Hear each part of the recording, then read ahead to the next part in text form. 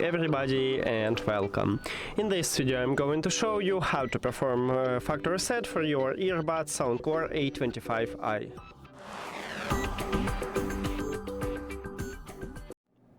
To perform a factory reset, you need to firstly put your earbuds to the charging case and then press and hold at the both of the touch areas.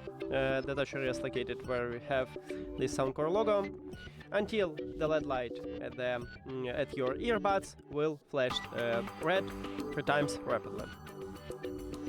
Now let's press and hold on it.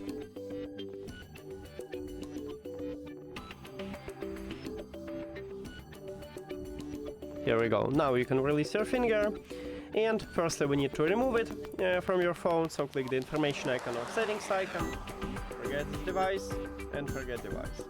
If you have Android, click pair new device, and after that you can remove your earbuds from the charging case and your earbuds will enter the prank mode automatically, so we can see it as device list. Now just tap on it, and if you have Android, click pair after that. And we did it! Thank you for watching this video. If you found it helpful, please consider subscribing to the channel and leave a like on the video. See you later!